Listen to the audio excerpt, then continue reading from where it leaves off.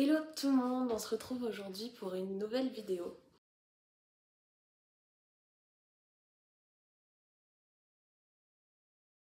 Alors aujourd'hui, on va parler de 4 de mes dernières lectures. Le Chant d'Achille de Madeline Miller, Romance de Arnaud Catherine, Elle de Aveline Stockart et Kit Toussaint, et enfin Aristotle and Dante Dive into the Waters of the World de Benjamin Alirsaens.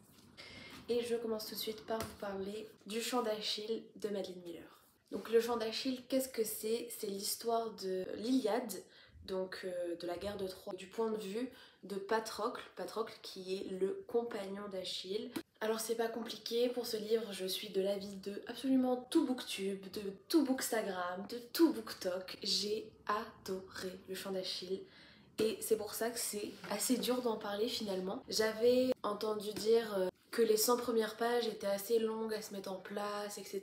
J'ai pas du tout trouvé parce que j'ai été directement dans l'histoire, bon, sauf voilà, les 2 premiers chapitres, ok. Mais à partir du moment où Achille rencontre Patrocle et qu'ils deviennent amis, à partir de là, c'était parti, j'étais à fond dedans. Je me souviens très bien, j'étais en train de le lire en allant à la fac. Un moment, Achille, il a juste dit Patrocle.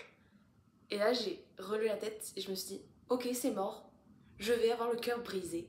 Et effectivement, j'avais le cœur brisé à la fin. Sachez que je n'ai pas pleuré, mais j'étais juste triste, j'étais super triste à la fin.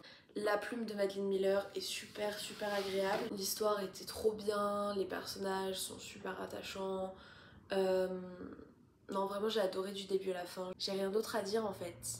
Quand on a un livre comme ça qui a un coup de cœur absolu du début à la fin, il y a presque rien à dire à part lisez-le, n'ayez pas peur.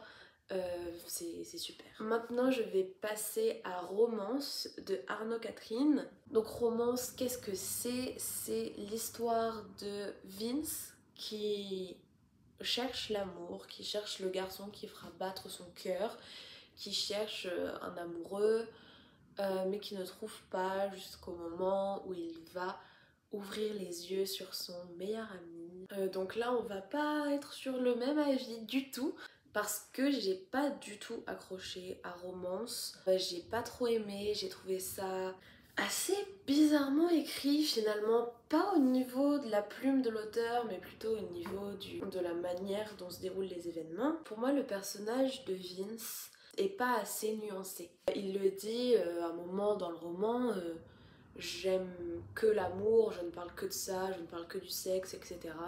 Et je trouve que c'est un petit peu une facilité de la part de l'auteur parce que voilà, c'est pas parce que un personnage aime le sexe, aime l'amour et a envie de trouver un petit copain que tout de suite il va avoir que ça à penser. Voilà, ça n'arrive pas dans la vraie vie. Donc je pense que c'est un petit peu, voilà, juste dire je suis comme ça et si vous n'avez pas envie, lisez pas le livre.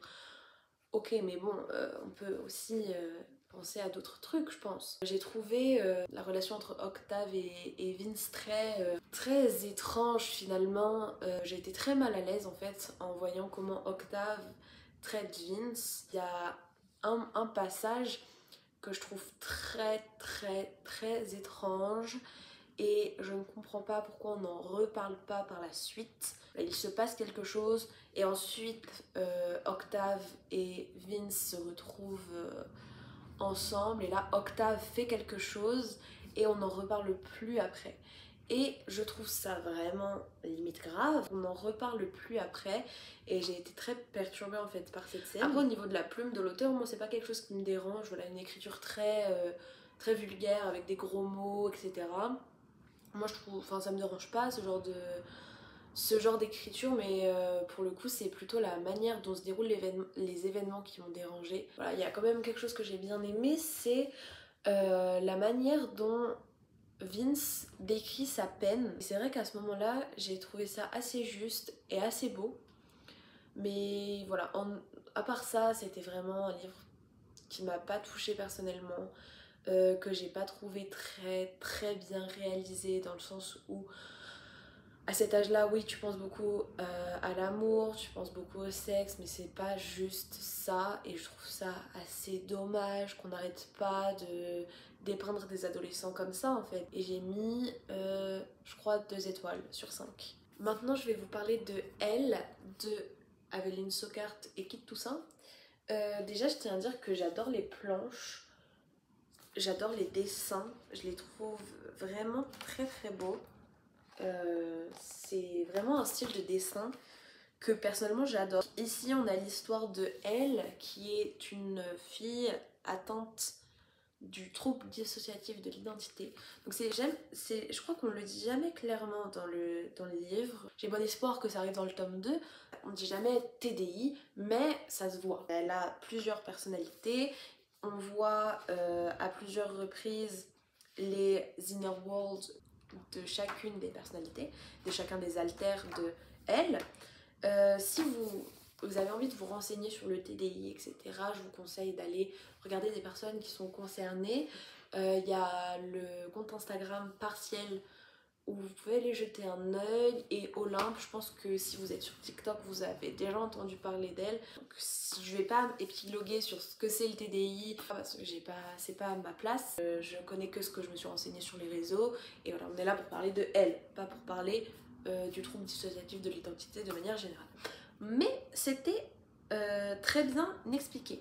Bien sûr, il y a des facilités, il y a des choses qui sont simplifiées, mais le TDI est un trouble très très compliqué, donc je pense que c'était nécessaire et que c'est bien fait dans la BD. Le tome 2 sort bientôt et j'ai très hâte de le lire.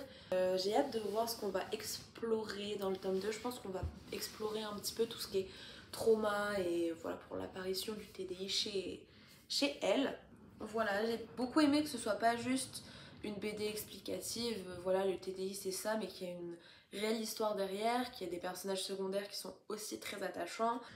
J'adore comment sont expliqués les switches avec les différentes couleurs de cheveux. Je trouve que ça rend voilà, les switches très clairs et très bien expliqués. Donc voilà, en somme c'était une très bonne BD, une très bonne lecture. Je vous la recommande à 100%, j'ai mis 4 étoiles sur 5. Et enfin, le dernier livre de cette vidéo, et pas des moindres, je ne sais pas du tout comment en parler, c'est Aristotle and Dante Dive into the Waters of the World. Je l'ai acheté à Paris, à la librairie Galliani. Je l'ai pris en anglais parce que il n'était pas encore sorti en français, il va sortir bientôt en français. C'est le premier roman en fait que je lis en entier, du début à la fin, en anglais. Et c'était assez simple, donc voilà, si jamais vous avez envie de le lire en anglais, vous pouvez vous lancer, voilà, si vous savez déjà parler anglais bien sûr, mais il est pas très compliqué, je pense que c'est un bon premier livre, et c'est d'autant plus simple quand on connaît les personnages et quand on connaît un petit peu l'environnement. Hello, il y a eu un petit problème en fait avec l'autre vidéo que j'ai tournée quand je parlais de Aristote et Dante, donc ce livre-là. Le problème c'est que j'arrivais pas du tout à faire le montage et j'arrêtais pas de me répéter dans la vidéo et c'était beaucoup trop long. Du coup je me suis dit autant directement refaire la présentation de ce livre-là et mon avis sur ce livre-là plutôt que de me galérer à faire un montage que je finirais même pas.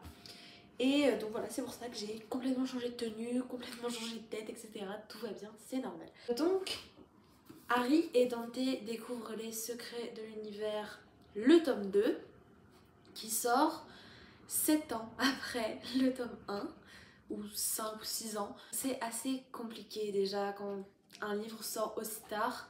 C'est compliqué parce qu'il y a un mélange entre ce qu'est réellement le livre et la nostalgie qu'on ressent par rapport au tome 1. Et moi, le tome 1, c'est un des romans qui m'a vraiment beaucoup marqué dans ma vie de lectrice.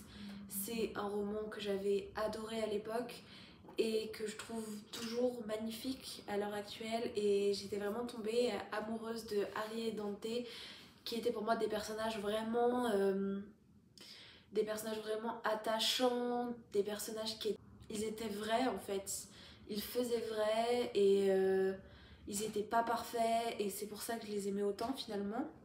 Et donc pour ce livre-là, j'ai vraiment adoré le début pour ça, parce qu'on retrouvait Harry et Dante, on les retrouvait amoureux, on les retrouvait en train de vivre en fait leur histoire d'amour comme ils le mérite, etc. Et ça c'était vraiment super agréable. Et je me souviens à un moment dans ma lecture, je me suis dit, le livre il pourrait s'arrêter maintenant, je serais comblée et j'en aurais eu bien assez. Sauf qu'il restait vraiment beaucoup de pages à ce moment-là.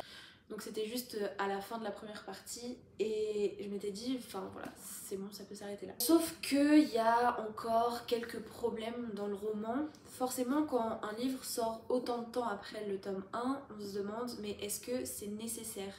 Est-ce que c'est nécessaire qu'il ait été écrit? Et pour moi, non. Parce que le tome 1 se suffisait grandement à lui-même. Il n'y avait pas forcément besoin d'un tome 2 ou alors juste une petite séquelle, juste le début du livre, où on a Harry et Dante juste vivre leur amour.